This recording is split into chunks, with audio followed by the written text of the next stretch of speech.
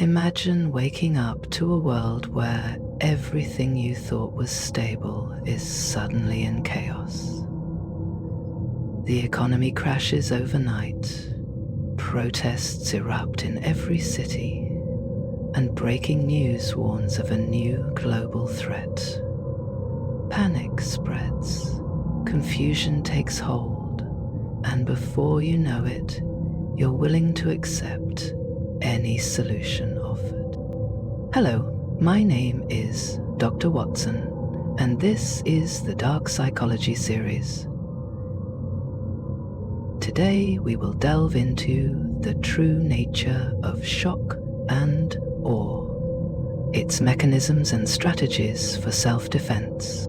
Originally developed as a military strategy, shock and awe aims to overwhelm an enemy to such an extent that they not only surrender physically, but also psychologically.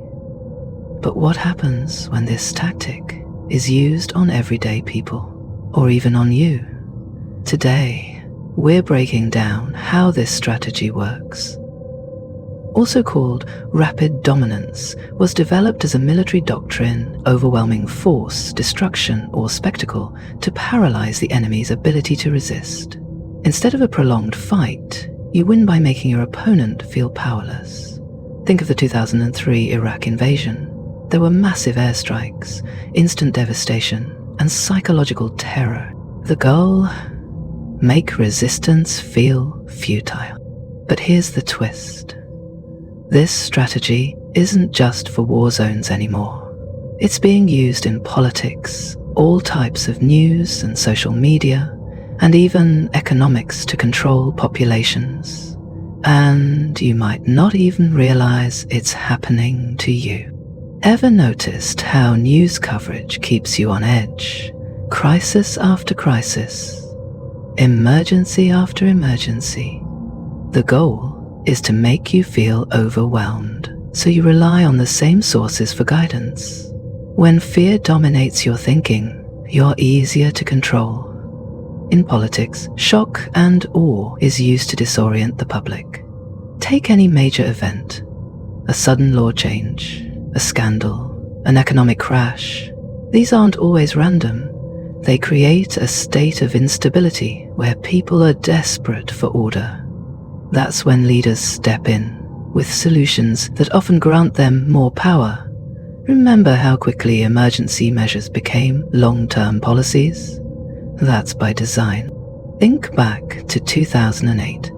The financial collapse sent millions into panic, convinced the economy would never recover.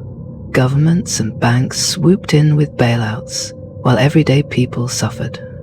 Fast forward to today, inflation, supply chain disruptions, and financial instability are causing the same cycle of fear and dependency. When you're financially insecure, you're more likely to accept drastic solutions, even ones that benefit those at the top. One of the most effective tools of control? Turning people against each other.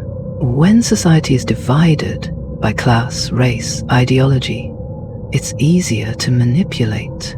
The elite create narratives that pit the working class against itself, making sure they stay distracted while those in power consolidate control. Instead of questioning the system, people blame each other for their struggles.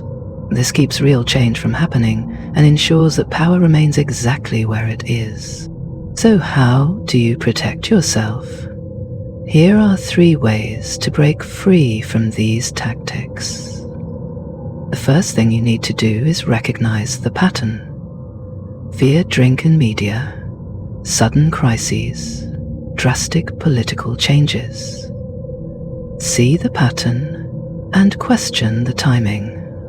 When something feels too overwhelming, ask, who benefits?